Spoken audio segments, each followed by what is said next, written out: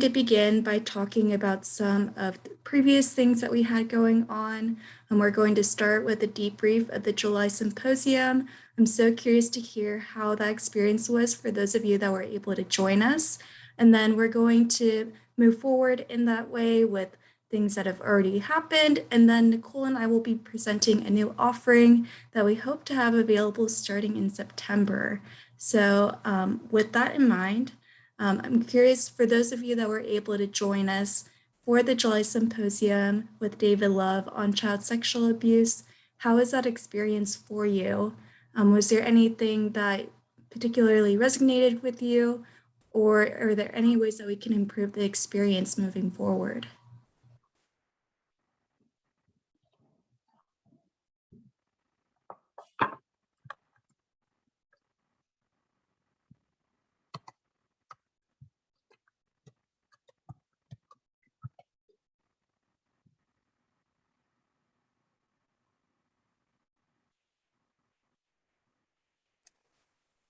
I'm just not saying anything because I wasn't able to attend, so I wasn't present. The presentation was great. I loved it, and I love the topic.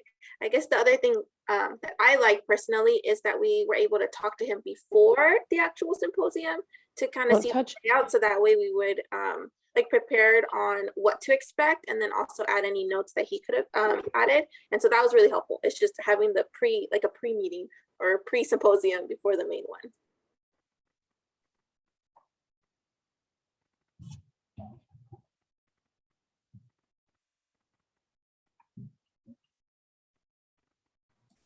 Thank you, Stephanie. Allison, were you unmuted for a second? Well, that one was an accident, but I'll also share. I thought the presentation was good. I think I came in hoping for more of a focus on how to integrate the person who did harm into the services, but then I realized that the title had actually shifted a bit. So I actually sold it to my team in a little bit different of a way, and so that was my bad. Because I think there's a lot of difficulty in integrating the people who did harm. So I would have liked to hear a little more about that. And then a lot of what you put on the agenda, I echoed. I just thought the opening was too long, too many intros, too many why are we here, who is this, who is that, because it just took up time. And then I loved the breakout room. I think that was a nice touch just to give folks a chance to connect and talk a little bit further. So all in all, I think it was very successful. Mama. Thank you, Allison.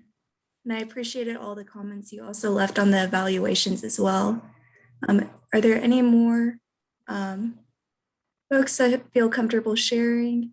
If not, I could share a little bit of the findings that I took away from the evaluations, just to share some of, just so that I could share some of the things that I took away and want to share with you all, just to confirm that this is a plan that might work for our upcoming one.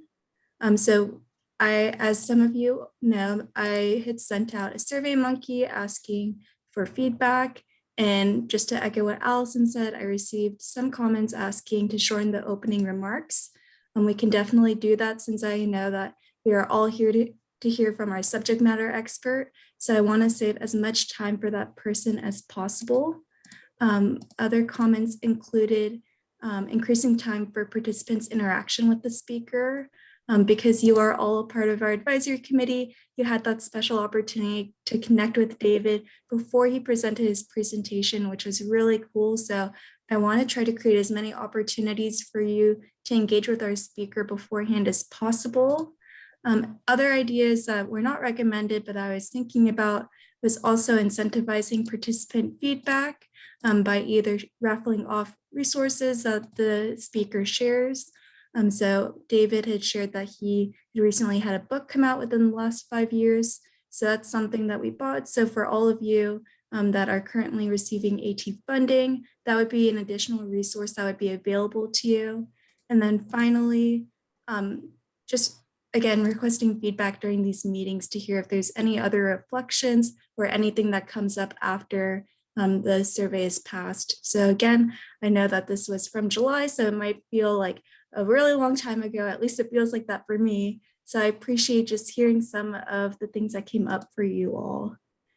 So those are a few of the things that I took away and hope that works for you as we begin to think about what our October symposium will look like. With that, I'm going to move into our October symposium with a few exciting announcements. Thank you all for sharing your preferences around the date. Luckily, one of our advisory committee members who unfortunately can't be here this morning, Denise Wyatt, had recommended Lucky as a prospective speaker. And I connected with the Luck back in July, and their schedule was already filling up for October. So I'm really excited that we were able to get them booked and calendared for our October date. I had sent 2 dates out for you all to express preference for, and we landed on October 6th from 9 to 11. Luck is an independent consultant, coach, and trainer on child protection, and they bring 15 years of experience with the San Diego Child Welfare Services. So I think that their expertise really matches what we're looking for. And after sharing the course description, I hope that it also meets some of those items that you all were interested in hearing more about. There's going to be an emphasis on partnering with the survivor, as well as how to work with integrating the offending parent into that therapeutic process. So I hope that that provides a little bit more of what I heard you saying, Allison, that you wished was there in our July symposium. And I want to assure you that it will be coming in October. So I'm really excited. The topic is going to be on a safety organized approach to domestic violence. And Luck themselves identifies as genderqueer. So I'm really excited to see the perspective that they're able to bring to this presentation and share with us all. So those are a few of the updates. You all should have received a registration link last week, and it was also shared in our newsletter. So I hope that you're able to register yourselves as well as share with your teams. And with that, let me see what else I had on my agenda. I wanted to talk about branding for this one. I want to make sure that we are all on the same page about what to expect and how to collaborate on integrating members' voice into how we pitch our symposium. So as you all know, I had asked for feedback on how we wanted to pitch the July symposium, and we landed on innovative interventions. I know that the course description that Luck shared with me reads a safety organized approach to domestic violence. However, I'm wondering and leaning on you all to see if there's any other ways that you would like to frame the symposium, since it really is yours. So I want to incorporate your voice as much as possible. So I'm wondering if there's any ideas about how you would like to see this promoted on our channels, just so that it reflects your voice.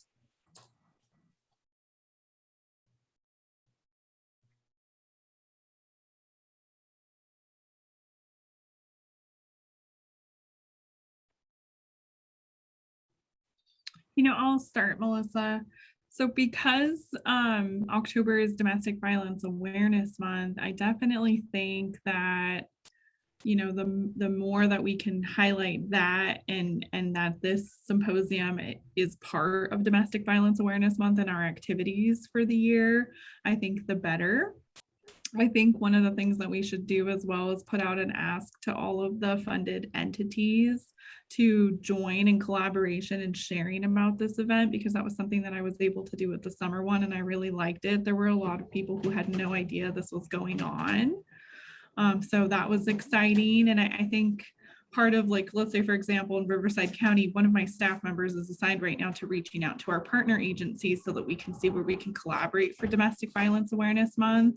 And this is one of those things where I would definitely like to get involved and promote this as much as possible as part of our efforts. Absolutely. Thank you, Katie. And with that, I'm curious to know, do any other advisory committee members have connections to organizations that may not know about these events or are able to help promote through other streams? What Cora is doing, actually we're doing in September. I will be out in October for our next meeting, but I will have one of my staff attend that.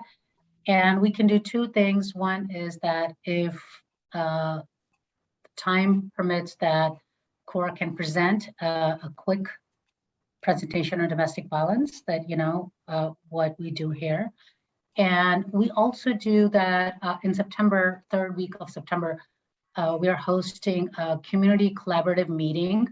I have so far 12 partners, community partners, you name it, from adult school to school district, Head Start, Help Me Grow, Child Protective Services. We'll have CASAs, anyone and everyone who work with families in whatever shape and form, rape trauma centers. So we are going to talk about, that will be our first meeting. We will have quarterly meetings to address how are we providing services to, or education and preventative measures to community members around domestic violence. So that is an ongoing commitment to our community members. So that is going to grow and grow. And I'm also including, just wanted to add, pediatricians, free medical clinics, any food services. So anyone and everyone, it's a whole person care. I have been saying it from day one, is that how can we invite all partners who can sit down and talk about it? How can we support our families before they become our clients, especially around domestic violence?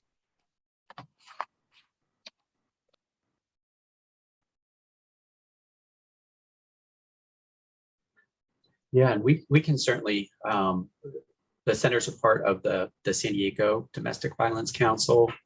There's a few hundred organizations and entities that are a part of the council. So we certainly can reach out to the council and see if they could help us promote this event in October.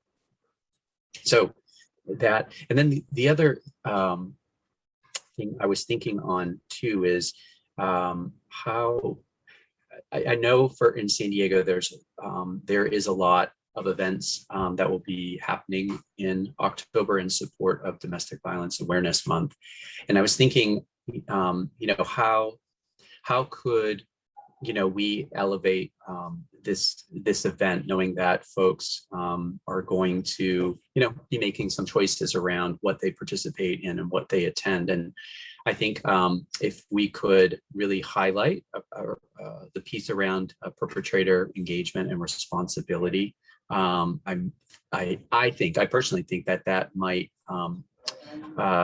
set our symposium apart and draw increased interest. I think I appreciate the title, A Safety Organized Approach to Domestic Violence. I don't know if that alone is going to draw folks out, from, outside of our group to the event, to the symposium, but I think uplifting, that particular piece of the topic will. And I'll add to that, Riverside County right now, we're dealing with a lot of domestic violence homicides. I think the month of July, right after the 4th of July weekend, we had 3 or 4 back to back, which is highly unusual for us. So I love that the theme is about safety and having an organized approach, because I think that's what we're all trying very hard to provide services to, is to prevent that instance of homicide from happening. So I don't necessarily think that we need to engage in like shock factor marketing, but I do think that there should be some kind of just maybe acknowledgement that we know domestic violence can be fatal and that services exist and we are available and we are here to help people. I'd like to just support what's been said already, and I agree with strongly with what you were saying, Stephen, too, that since the perpetrator repair, the harming individual repair is what will set it apart, that should be somehow in the branding as well. I think that was part of what you were implying. On another note, I'm wondering do we want to try to do something more coordinated in what our outreach is going to be, like either get in a centralized way to your office, Melissa and Michael, who we're doing outreach to, or information coming from you of other entities to whom we could be reaching on a more localized or regional basis is another matter. And I'd also really like to ensure that we reach out to other organizations that serve undocumented children and families that may not be in the area of domestic violence or anything like that, just because we're not all that successful in reaching those families, and I think it would be very important to do that.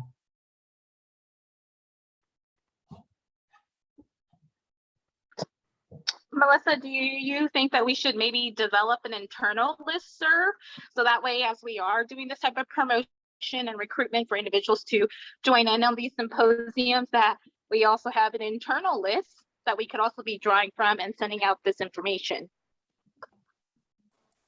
Yeah, absolutely. I can work on developing that just so that you're all aware of who's receiving the information and just work from there about how to promote regionally.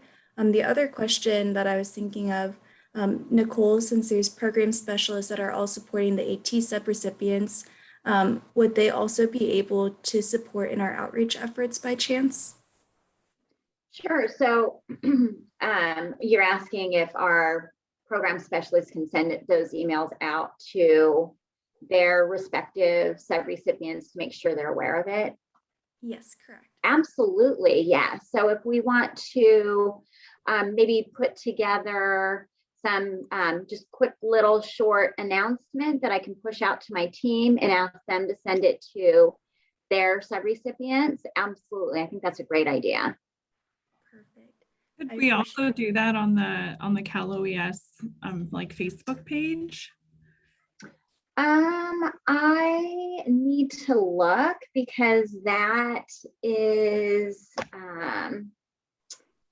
put out through another department, but I will make a note to see if we can do that. Thank you, Nicole. We appreciate that. Of course. Sorry, Connie, I appreciate your question about what are our resources at the CAP Center, and I think of a few things, and you can check me on this, Melissa.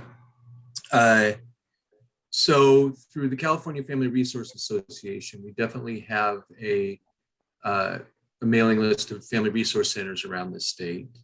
Regarding working with undocumented individuals and families, we have 5 subcontractors under a contract with CDSS who are working with me with us directly on that issue. So that's a great starting point there. Some neighbors of yours, like El Sol and San Bernardino. And then our strategies program is more working with county child abuse prevention teams. I mean, we have a mailing list, a lot of professionals are on it. We definitely can send it out. So those are 3 things I think of. I also think I appreciate the thought around, in some ways we don't need to have widespread participation. We just want this to reach people who will be useful for. And so any way we can help you, if it's helpful for you to bring your local partners, that might be the best source of folks who you think could benefit from it. Those are the thoughts I have. I don't know what you think, Melissa. Yeah, I think that would be really effective if we're able to share with other programs that we host at CAPC, just since I know that there is interest just across different programs. So I think that that would be really effective in reaching and really inviting new folks to be a part of our audience. So I really appreciate all this feedback. I'm taking notes, and I'm really excited to really bring these ideas to life. Are there any other thoughts that you all had just around the branding of the symposium and outreach? You mean like actual words or something for it? I don't have a working title yet. Okay. I wanted to see how you all felt about just the course description, a safety organized approach. However, I agree with Steve that maybe that might not be the most attractive title to draw in people when there's so many events happening in October that might be grabbing for so many folks' attention. So I'm trying to get a few ideas, and I'd be happy to workshop those or spend this time doing that and emailing it out to you. My hope was to be able to have as much discussion as possible so that I'm not bombarding you all with emails. So that was really my hope in bringing that today. I didn't have anything prepared besides the course description, but I do have a few ideas that I can send over email. It's just about whether or not that is something that you would all like to communicate outside of this space. I kind of liked Steve's idea of bringing the fact that this is around bringing the person who did harm into the title, because it will make it stand out. Most everything in Domestic Violence Awareness Month will focus on the survivor. And as we know, the court system often reintegrates the perpetrator into these children's lives faster than a therapist might like. And we need help figuring out how to make that a successful thing for that family. So perhaps the title could be something like integrating the person who did harm, or even reunification therapy, something that really shows that that's what we're going to talk about. And so the people, I love reframing responses to DV. That's cool, Natalie. People are doing some cool titles in the chat, so I'm going to stop talking, but you got my thing. Bring it into the title. That's great.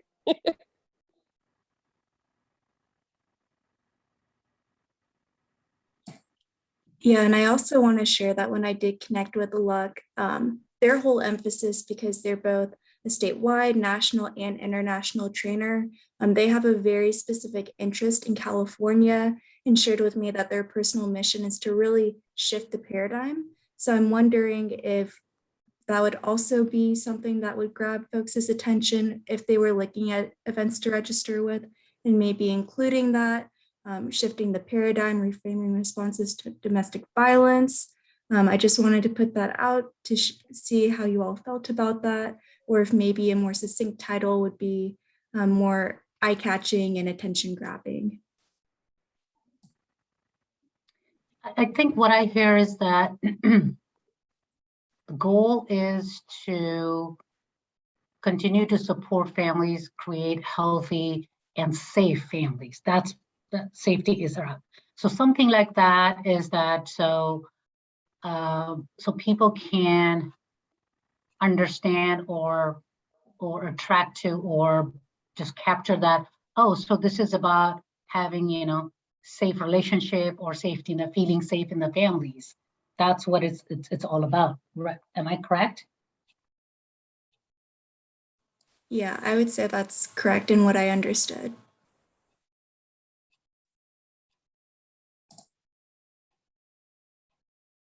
Because this is what I'm thinking from clinical perspective. Yes, it is. Families have ruptures and all these issues. Once we kind of think about repair in a title, that means that we're putting it out. Oh, you're broken. You need it. So that's the stuff. Is that safety is a little bit more safe. That is sort of I'm just thinking out loud and just wanted to share that with the team.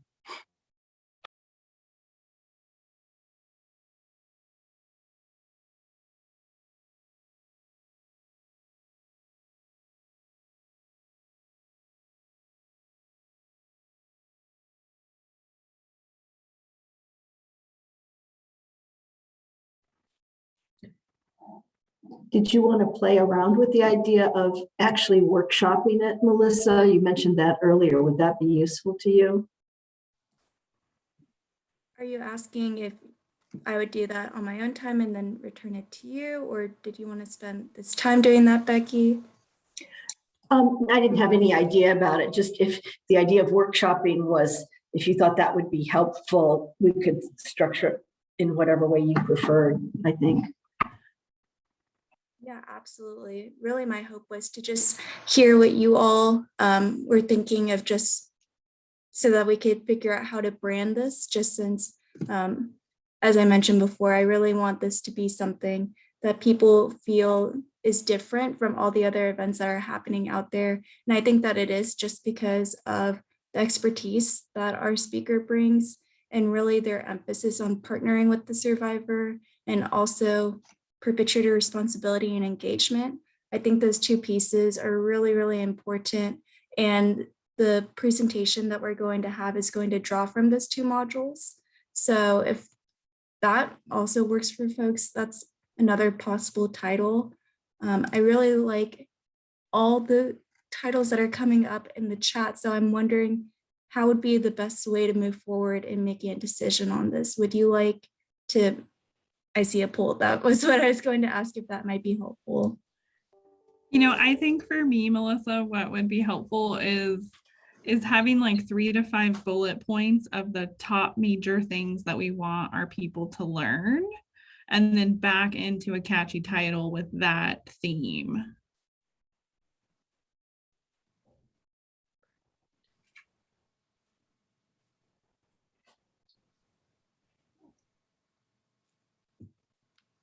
All right, so then does it work for most of you if we then continue this over email, just so that we can move on to our next item? Can I just see a few thumbs up just so that I know that that works for folks? Perfect.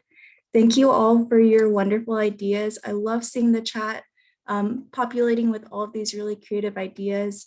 And I will take what you said into consideration, Katie, about really thinking about the learning outcomes and then drawing on the ideas that are in the chat and then creating a poll. So you will all be receiving that soon before we move forward with any more promotion. Since I really wanted to reflect all of your voices, since the coalition really thrives on our members' participation and leadership. So hopefully we'll be able to settle and land on a branding title for the symposium by next week, just so that we can move into September with a clear brand identity that we can all share with our networks. So thank you all for being a part of that process. The last item that I have on our agenda today is going to be about a community of practice. This is a new happening that Michael and I had the opportunity to connect with Nicole about. And really what this would be is a technical assistance group in order to really answer some of the questions around how to use the AT or chat funding that you all receive in a way that meets Cal OES's expectations. And it's also an opportunity for you to share how you're already using that funding and receive some clarification from Nicole about what they're expecting to see.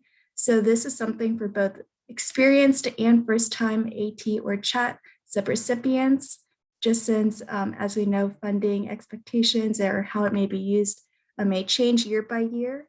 So at this time, Nicole, I'll turn it over to you if you just want to share what our members can expect, and then I can move into our hope of scheduling in September. Okay, sure.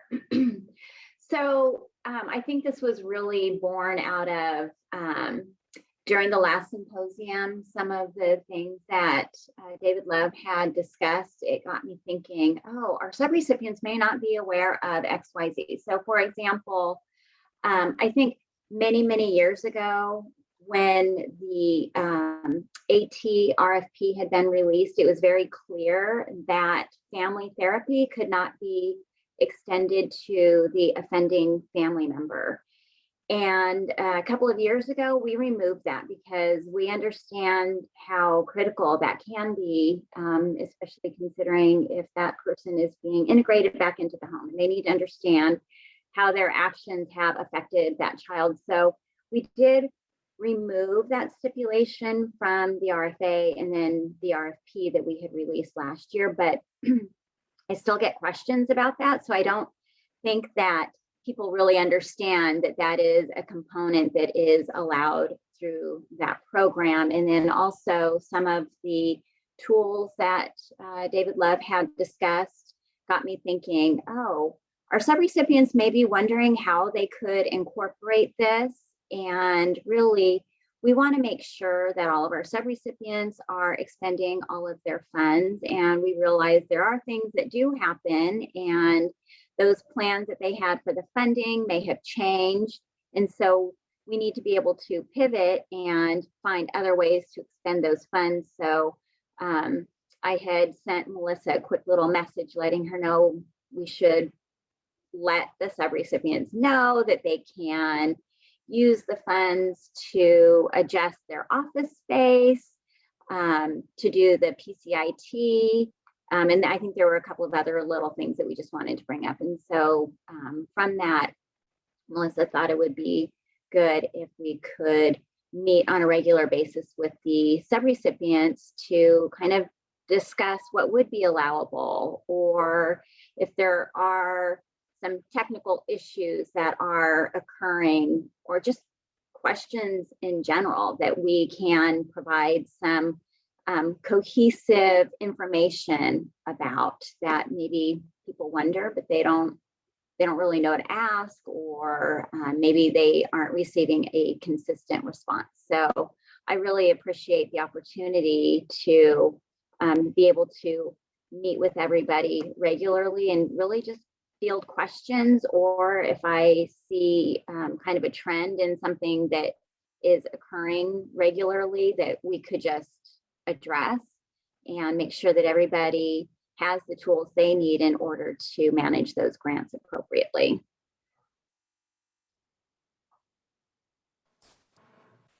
Thank you, Nicole.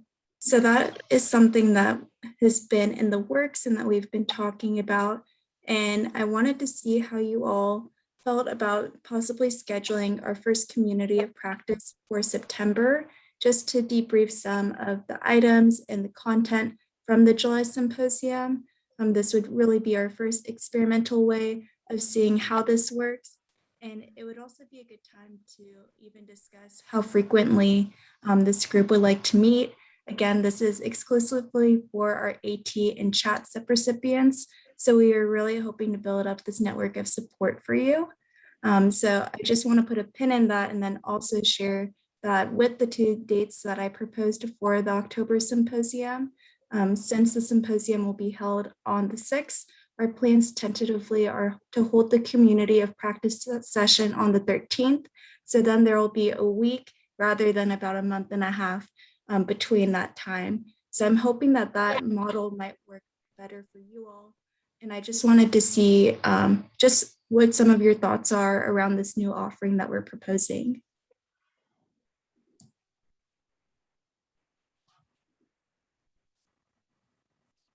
Well, I'll just say, I think it would be really useful.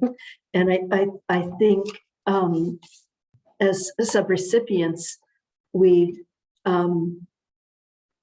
have a better idea of what's possible and what isn't possible, so that when that's clearer, we could be more innovative and save our time and save your time too, rather than asking questions about it. One of the things I love about being an AT recipient is that everyone at Cal OES is always so eager to be helpful and to try to find ways to make our programs innovative that are legitimate within what the scope of the funding is. It's not like a lot of other funders that we have. So I think this would be really very helpful.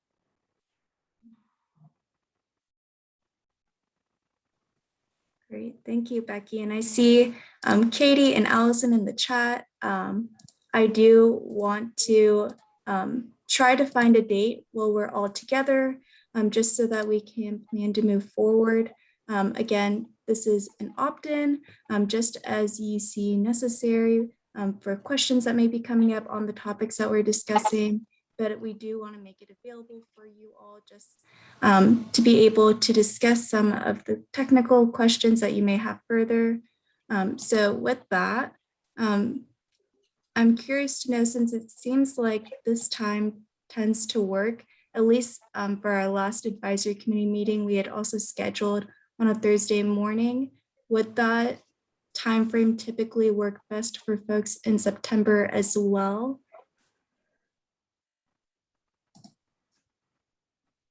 I know that it's coming up quick.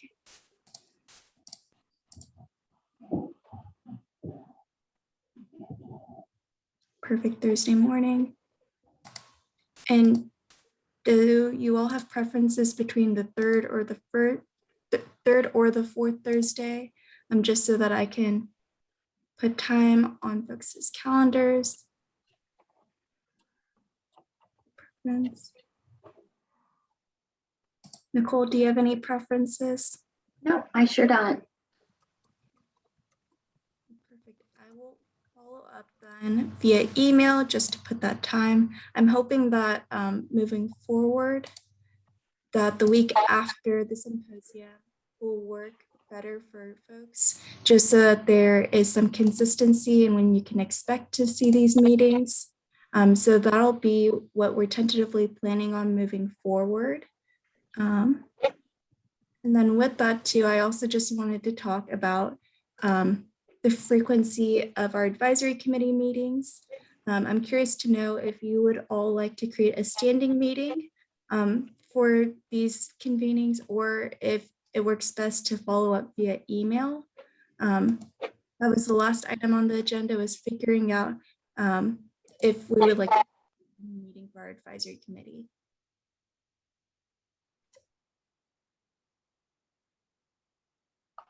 Can I ask just one question, Melissa? So you're looking at either September 16th or the 23rd for September, is that right?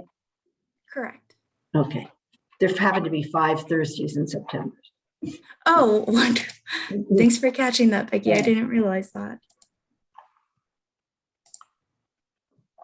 Also wondering for the community of practice, if folks, if we could create something where folks, basically have like the register or RSVP for it. And maybe in that, if there's a space, to ask a question, that way, for, you, Nicole, if, you can get that information ahead of time and know that folks are coming into that space specifically, for certain information or specific information.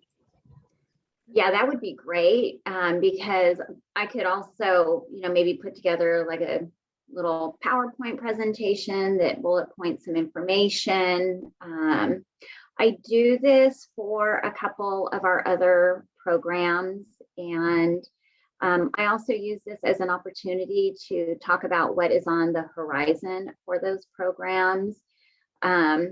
There may be a lot of questions about the funding for the AT program. I know everybody was asked to redo their budgets, and there may be some questions about how to allocate the funds across the fund sources. I would be happy to answer those types of questions.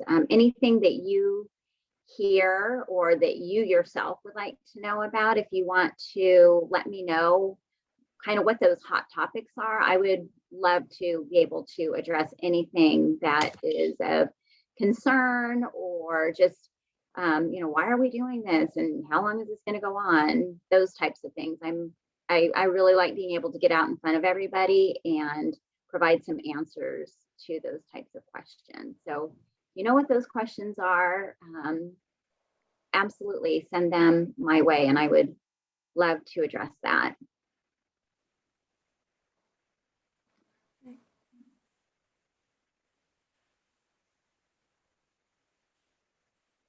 Thanks, Nicole. So I will plan to send a calendar invite out for one of those 2 Thursdays that Becky said, either September 16th or the 23rd. I'll plan to set it for about an hour. And again, just so that you all are able to feel what that space is like, and then have some consistency with it as we're planning on scheduling it about a week out from our symposium, just so that we're able to digest the information that's presented, as well as come with any questions that you may have, either about that topic or, as Nicole said, about anything related to your funding. We really want this to be your space to be able to receive the information that you need in order to know how to use your grant appropriately. So I'm really excited to see all of your enthusiasm and energy around scheduling it for September, and then I hope to create a little bit more consistency moving forward. And also, out of that same vein, in creating consistency, I was thinking about our advisory committee meetings and the way that these have been scheduled. The past 2 times have been via email and asking for folks to complete a doodle poll. And since we've landed on Thursday at 9 a.m.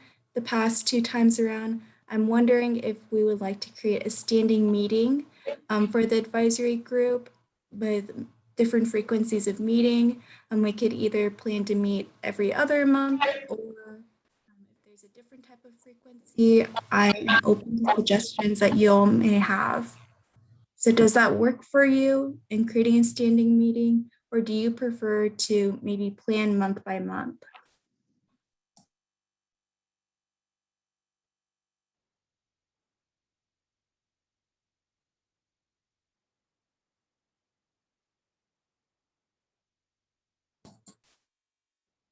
Perfect. And does this time work for you all? Thursday mornings? Perfect. And how about every other month? Does that work? Or I'm just trying to get a feel for the frequency of them.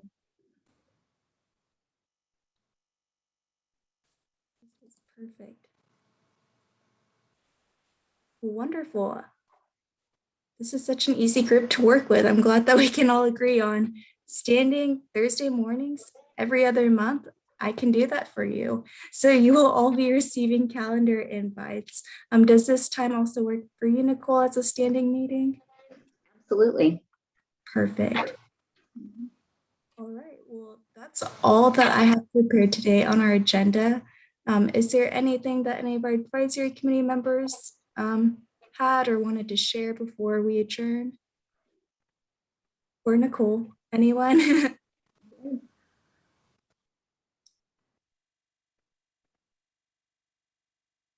Perfect. Well, please let me know if anything comes up between now and October. You will be, oh, hi. Oh, Allison, your collar is so cute. What a perfect. Say bye. Oh, the small joys of working from home. All right. Well, thank you all. I will follow up via email with a few branding ideas for the symposium. You'll receive a calendar invite about our September community of practice, and I will create a standing meeting for this group. So again, thank you all for your collaboration, support, and leadership in the coalition. And I appreciate your time and wishing you all a wonderful rest of your week. So thank you all. Thanks, Melissa. Thank you Bye, very much. everybody.